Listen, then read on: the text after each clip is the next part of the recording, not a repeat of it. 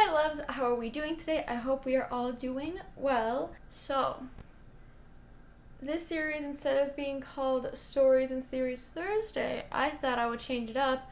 Probably still gonna change it again, but now I thought it should be called, you ready for this? The Scary Legends and Stories of Our World. How do we feel about that? I'm still trying to mess with the name a little bit, so it's not perfect, but I kind of like it. The Scary Legends and Stories of Our World. I just moved the mic, I'm so sorry. Because, urban legends and scary stories and a lot of conspiracy theories kind of tie into urban legends too. So, and since most of the things I talk about are like scary, spooky things, I thought it would work well.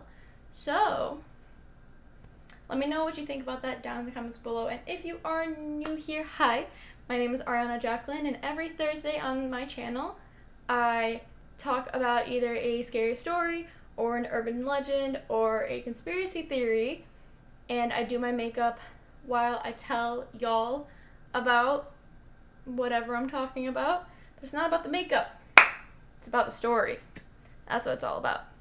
So, if you are new, please be sure to hit that subscribe button down below and ring the bell to be notified when I do upload, which is every Thursday. But, just in case. So I'm gonna stop rambling and we are going to get right into this urban legend.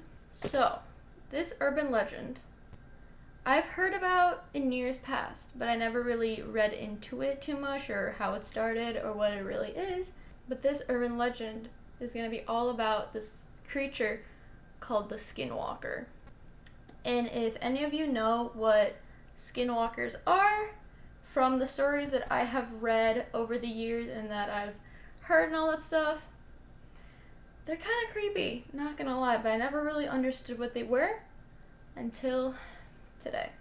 So the legend of the Skinwalker dates back like a long time ago, probably a few hundred years back, somewhere in I think it was the 1800s. The late 1800s was the earliest time that I could find of written information about these creatures, but the more I read about it, the more I realized that the more you learn that they definitely were around prior to the late 1800s, but there wasn't any written documents on it, yada yada yada.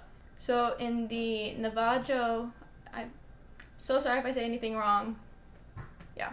So in the Navajo culture, I'll put the name up here, they have a creature of the night which they call the Skinwalker.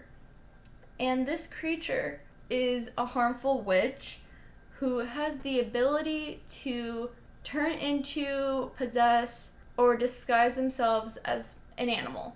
But in the Navajo culture, they have many different types of witches, but the witches who end up becoming skinwalkers are known to be the most volatile and dangerous of witches that they have in their culture.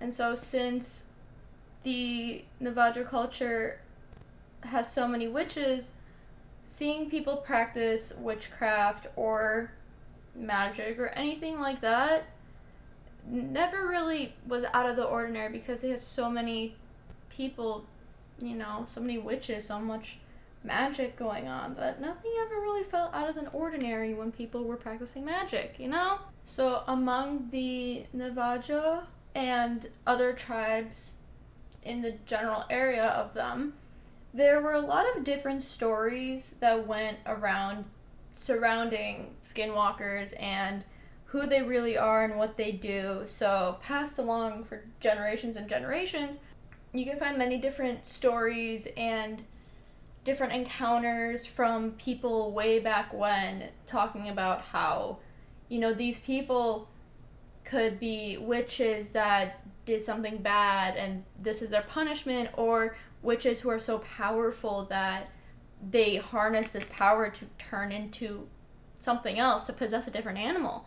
But one of the most common stories, or how somebody becomes a skinwalker, one of the most common stories that have been told for generations is that they are witches who they grew up their entire lives doing good magic, and they were considerate, they were healers, they were really nice to everybody, but then in the end they ended up using their power or their magic and for bad things. They turned evil. They started doing bad things with the power that they harnessed from being so good and using their magic for so much good all their lives. And then one day they decided to take all the good that they've done for other people and throw it right out the door and call it a day and turn to the evil side.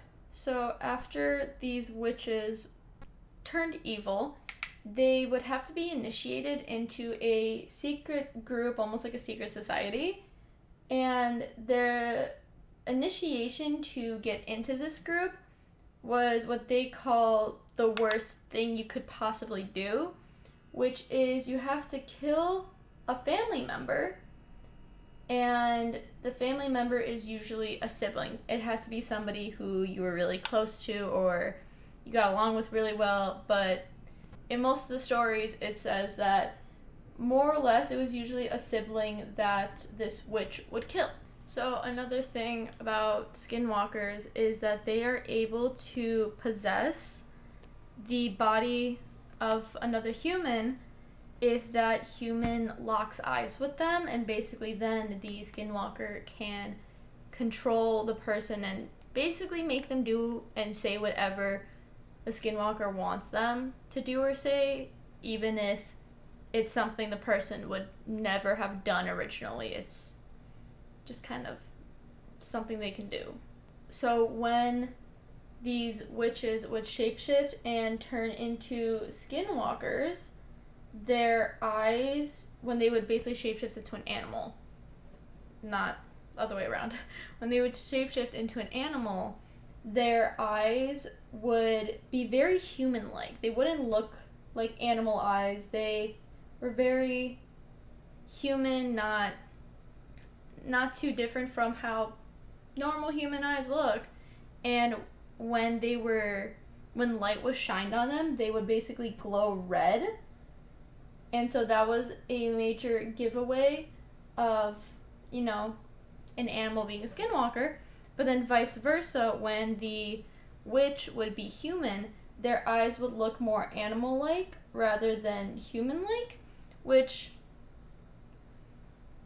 doesn't make sense how then people wouldn't notice, but that's how they look. Their eyes, when they're human, look more like an animal's, and when they're an animal, they look more human. So Skinwalkers have many different types of powers aside from, actual shape-shifting. They can read minds, they can control people's thoughts and behaviors, they can destroy property, they can cause disease and illness as well, and sometimes they could even cause people to die. They could kill people while they are, transitioned and everything.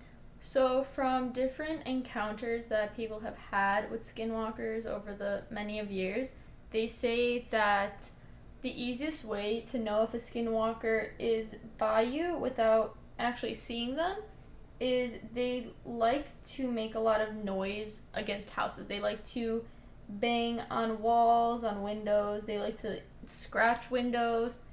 They like to just make a lot of noise around a house, like banging on walls, scratching windows, scratching the roof, and all that fun stuff that sometimes some of us maybe hear in the middle of the night and wonder what it is.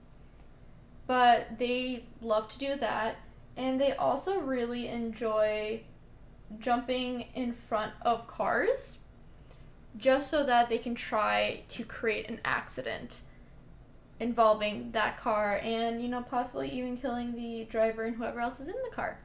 Because, remember, these witches who become Skinwalkers are evil, and usually, most of the time, they do this because of revenge or hatefulness or spite, just something along those lines. So they tend to like to make a lot of mess in anything they do. So if they're gonna kill someone, jumping in front of a car is their favorite way to do it. since also Skinwalkers can since Skinwalkers can shapeshift into animals, it's easier for them to run in front of a car, and then the person thinks it's an animal till they see the eyes. Yada yada yada, you get the point.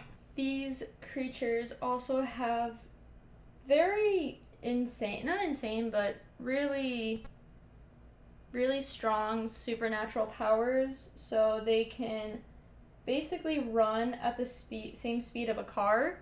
They can jump really high cliffs. They're really fast and agile, and they just have a lot of supernatural powers that they can use to their advantage when it comes to doing evil business with the rest of the world, I guess. And since they are so fast and agile, they are basically nearly impossible to catch, and they also leave bigger footprints than most animals do, unless they're like Bigfoot or something.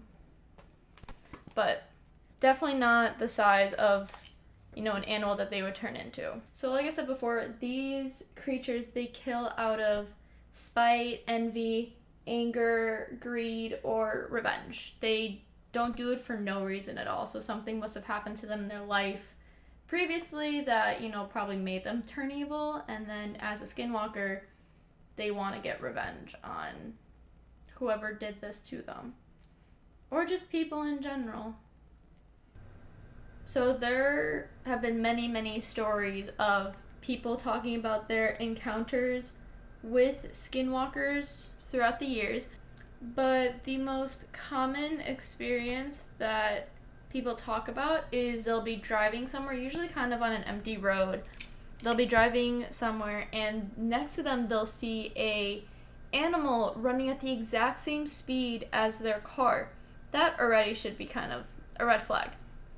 But they'll see an animal running alongside their car at the same speed as the car, and then they'll look at the animal, and the animal will kind of look odd. It wouldn't really look like an animal you've ever seen before, or it would look just a little bit off, and they don't know why. And once that happened, either the animal would, most of the time, it would run off into a ditch or up a hill, up a cliff, one of those things. Or another encounter that multiple people have had is this animal, as they're running alongside the car, will turn back into a human and jump on the car and start banging on the car. And sometimes, instead of an animal running alongside, they'll see that it's an animal running, but then they'll look away for a second and look again, and it's a human running next to the car. Okay, then. And usually the people who have the encounters with the car, they're driving on an empty road where you can go like 70, 80, 90 miles per hour down this road. So an animal already running at that speed is already kind of suspicious. But then you see a person running at that speed. That's not a human, honey. Sorry to say, but it's not. And some of these stories that you can find on the internet of people talking about, some of them you can read that date back all the way to the 1870s, where it's not really a scary story. It's more of a story where I didn't read too much into it. I only read it a little bit. But it was basically a witch hunt that became a witch murder. And yeah, there's an entire story about it where this tribe of people were forced out of their land, and the witches who then turned evil got really mad, and then once they got back into their land, they started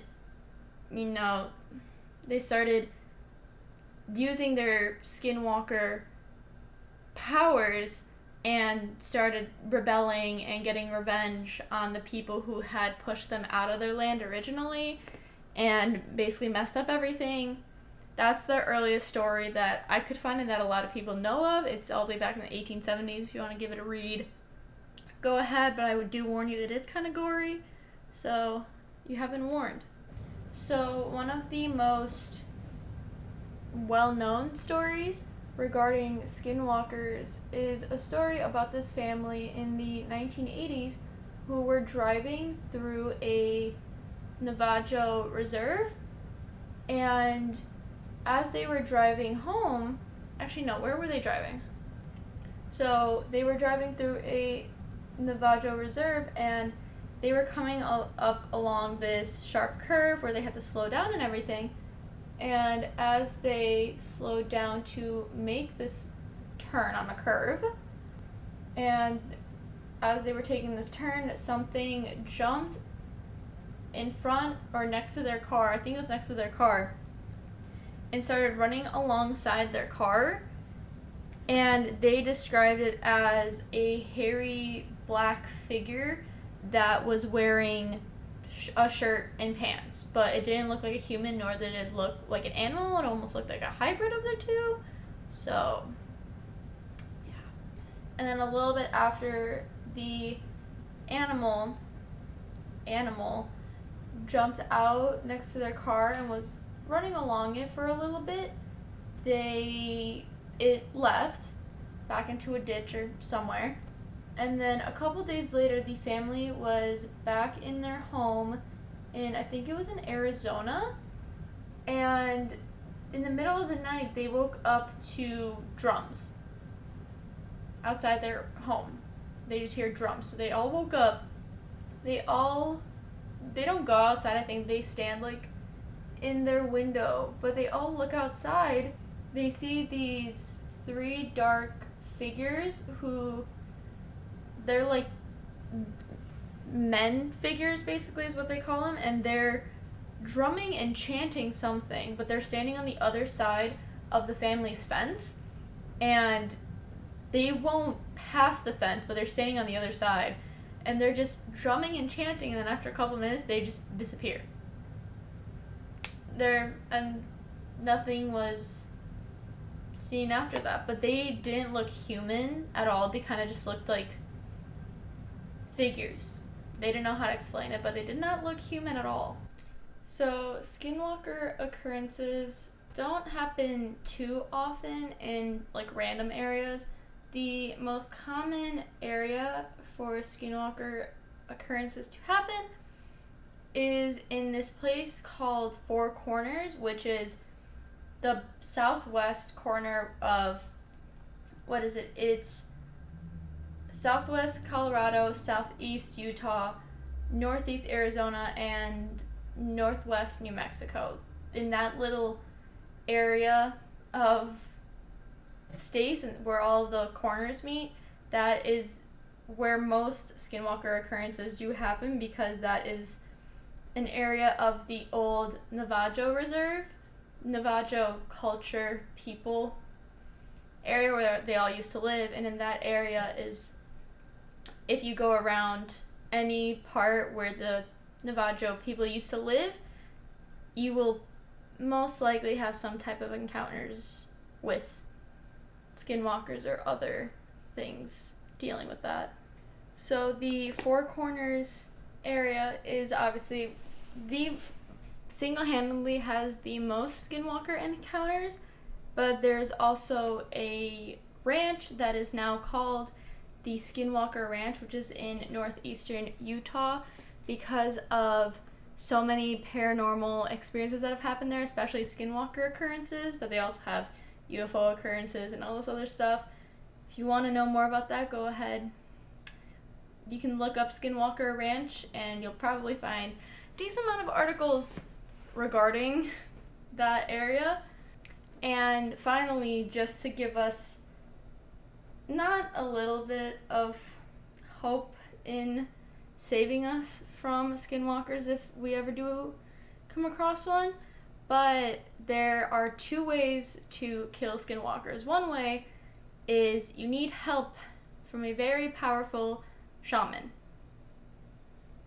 which is already hard as it is to find a shaman.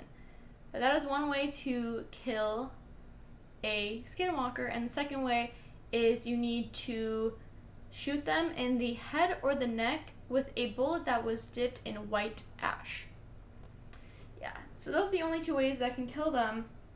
But that is a short explanation about Skinwalkers. Honestly, the first time I ever heard a story of someone's encounter of Skinwalkers, I did not want to encounter one ever. But they are very interesting to read about, so if you guys do want to know more about them, go ahead and look them up. There are tons and tons of stories and articles about these creatures, but many people don't actually talk about them, so we're just gonna leave it there. So I hope y'all enjoyed this week's video. Also, let me know if you like the new title with the urban legends and the stories, all that kind of fun stuff. If you have an urban legend y'all want me to talk about next week or in an upcoming episode, please let me know down in the comments below. And also, if you have any scary stories or conspiracy theories you want to hear me talk about as well. I hope you all enjoyed this video, and if you did, please be sure to give it a like and subscribe down below if you have not already. And I will see all of you next Thursday. I love you all so much. Bye!